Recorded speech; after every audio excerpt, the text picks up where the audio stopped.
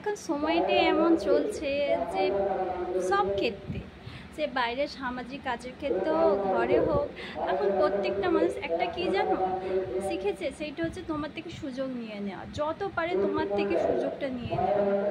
তাই বলি যারা সুযোগ দিয়ে দাও, মানে যারা কিছু মানুষ আছে খুব সরলভাবে সুযোগ দিয়ে দাও, এতটাও সরল হওনি যে তোমাকে ঠকিয়ে তোমার থেকে সব নিয়ে তোমাকে নিঃসঙ্গ করে দেয়।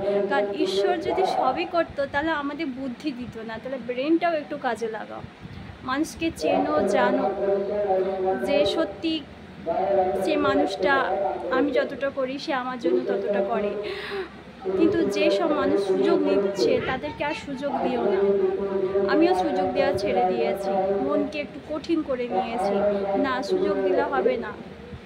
হ্যাঁ, যে মানুষগুলো একদমই ঘর বাড়ি কিছু নেই, রাস্তায় আশা করে আছে, তাদেরকে তুমি সাহায্য করো। আর যাদের সব আছে তাও আরও চাই আরও চাই, তাদের পাশে একদম থেকো না। কারণ সেই লোভী মানুষগুলো, লোভ দিনে দিনে যে কোথায় বেড়ে যাবে তোমার কোনো আইডিয়া নেই। তুমি হয়তো 20 টাকা রোজগার করবে, সে চাইবে 20 টাকাটাই যেন আমাকে দিয়ে দিই। তোমার জীবনে কি ঘটুক, কতটুকু আছে, কিভাবে তুমি রোজগার করছো, কোনো কিছু তাদের ম্যাটার করে না, তারা শুধু নিতে জানে। এইসব মানুষদের না কেউ সুযোগ দিও না। সরল হও ঠিক আছে, মনে ভালোবাসা থাকুক ঠিক আছে, কিন্তু একটু স্ট্রিক হও। সুযোগ নেওয়াটাই হচ্ছে এখনকার রীতি হয়ে দাঁড়িয়েছে, যে যেদিক থেকে পাচ্ছে সুযোগ নিয়ে নিচ্ছে। তার জন্য তো ইউনিভার্সের তরফ থেকে কিছু একটা পুরস্কার আছে, কিন্তু তুমি যে সুযোগ দিচ্ছ সেই সুযোগটা তুমি দিও না।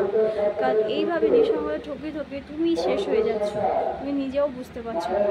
যেসব মানুষরা সুযোগ নিচ্ছে তাদেরকে চেনো বোঝো, তাদের থেকে দূরত্ব বজায় করে দাও, তবে দেখবে ভালো আছো।